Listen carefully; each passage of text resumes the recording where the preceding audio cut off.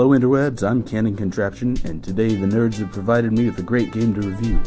The game is Xonotic, a free, open-source first-person shooter, straight from the community itself. The game runs on a heavily modified, evolved Quake engine called Dark Places. This allows for very fluid, very fast-paced action gaming even on older hardware. Xonotic offers a large range of game modes: Capture the Flag, Last Man Standing, Deathmatch, and Team Deathmatch. Freeze Tag, Clan Arena, Keep Away, Key Hunt, Domination, Next Ball, Onslaught, and Assault are all the available game modes. Xonotic is remarkable not only for being an entirely community-driven game without any studio support, but also because they have a sort of practice-like campaign mode for beginners to get their feet wet in the fast-paced style gameplay. This is in contrast to so many modern games like Team Fortress 2, which have a slower pace of play. This eases newbies into a place where they can excel without the stress of observation. It certainly helped me a lot.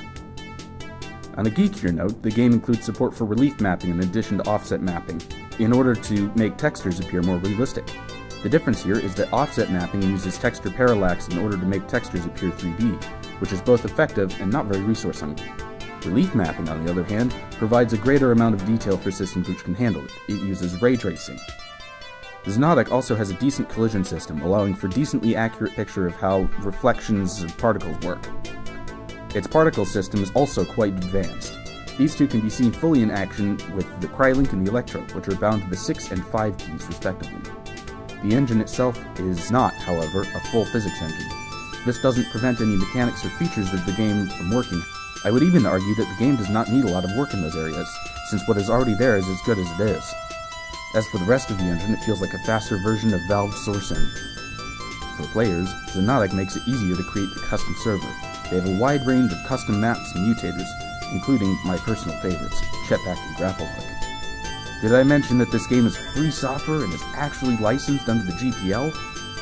As for the game mechanics, you'll have to stay tuned for a later video. This is a complex topic, and it needs a much more in-depth look than we can give here.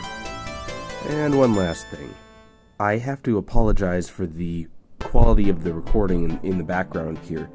My system is a little bit dated at this point. I built it as a budget gaming machine a couple years ago, and it has only an Intel i5 4460 at 3.2 gigahertz, so it's not exactly the best for doing live streaming or recording of any sort.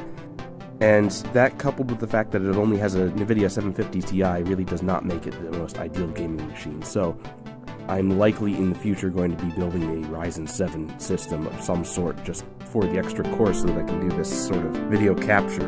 And one more thing, so between the time when I did the recordings for the original background video and the time when I recorded the audio for this, there was an update released to Xonotic, so I had to actually go back and redo all of my playthroughs. And to save space, I cut the frame rate from 60 FPS to 30 FPS and made the computer do some encoding on the fly, so that I wouldn't be using quite so much disk space. So if any of you are seriously bothered by the 30 frames per second thing, I sincerely apologize. That's not my intention. I wanted it to be 60 frames per second, but it's kind of tough to do that when your computer's as behind the times as mine is. And that's all the time for this episode. Stay tuned for more details, more games, and more videos, and I'll see you next time.